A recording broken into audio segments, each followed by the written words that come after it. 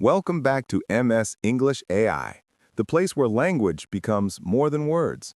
Today's episode is called The Language of Confidence. Speak before you believe. Let's join Paul and Aina as they uncover how confidence isn't something you wait for, it's something you create, one word at a time. Aina, can I ask you something? When you speak English, do you ever feel like your confidence depends on how perfect your words sound? Honestly, yes. I always feel like if I make a mistake, people will notice. And when I think that way, my mind just freezes. That's the trap most learners fall into, believing confidence comes after perfection. But it's the other way around. You don't speak confidently because you believe in yourself. You start to believe in yourself because you speak.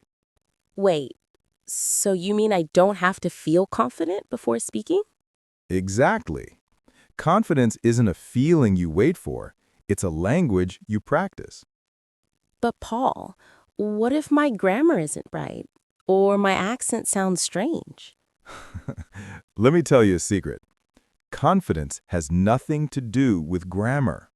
It's the energy behind your words that people remember, not the rules. You can have perfect grammar and still sound uncertain. But when you speak with calm belief, even simple words sound powerful. So it's more about how I feel than how I sound. Exactly. Think of it like music. The melody matters more than the lyrics. When you speak English, your tone, your rhythm, that's your melody of confidence. That actually makes sense. But how do I build that melody if I'm scared every time I open my mouth? You start small. Say one line with courage, not perfection. Maybe something simple like, I'm learning, and that's okay. Say it again and again until your voice starts to believe your words. I'm learning, and that's okay. It feels lighter when I say it out loud. That's the magic. You just spoke before you believed. Your brain will catch up with your words, but only if you dare to start. That's such a twist. I always thought belief came first. Nope, that's a myth. Confidence is like a muscle. It grows by action, not intention. You can't think your way into confidence. You have to speak your way into it.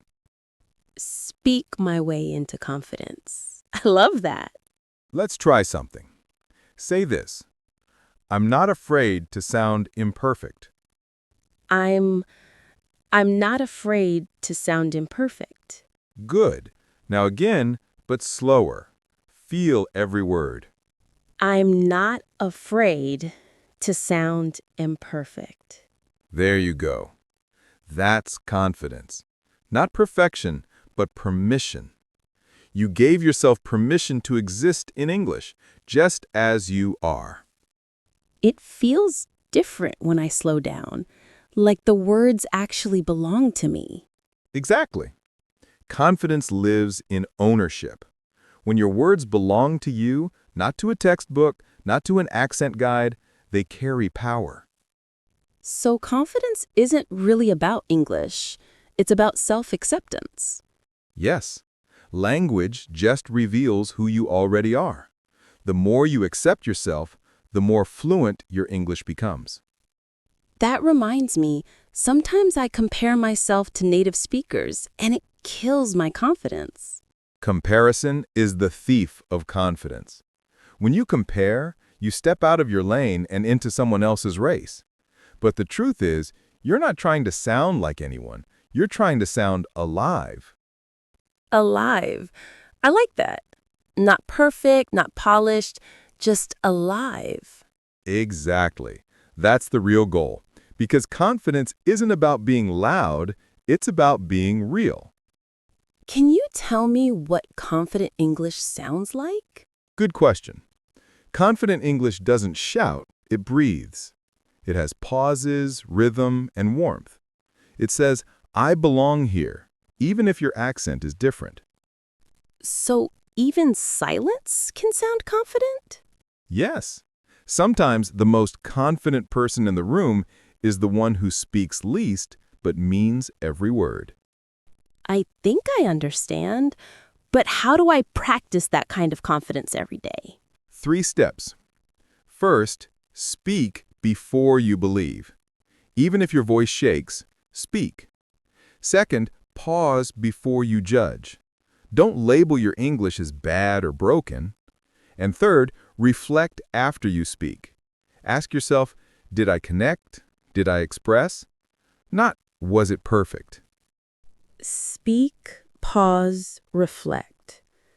That's like a confidence loop. Exactly, a confidence loop. Each time you go through it, your brain learns something powerful. I can do this. You know, Paul, I used to think confidence was a gift, like something other people were just born with. No one's born confident. We're all born loud. We learn fear later. Confidence is remembering that original voice inside you. So it's not about finding confidence, it's about remembering it. Exactly. Confidence isn't something you discover, it's something you return to. That's beautiful. I wish I'd known this earlier. Now you do. And now you can teach it, not just to others, but to yourself every time you speak. Paul, do you ever lose confidence? Of course. Everyone does. Even teachers, even native speakers. The trick is, I don't wait for confidence to come back. I start talking, and it finds me on the way. That's powerful. Confidence finds me on the way. I think I'll remember that forever. Then today's lesson worked. It really did. Thank you, Paul, for reminding me that my voice doesn't need to be perfect.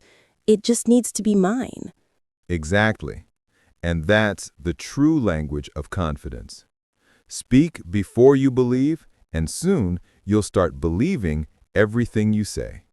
Music softly rises. Narrator, you've been listening to MS English AI. Remember, confidence is not a condition, it's a choice. So the next time you speak, don't wait for courage. Speak first and let belief follow your voice. Thanks for listening. See you in the next episode.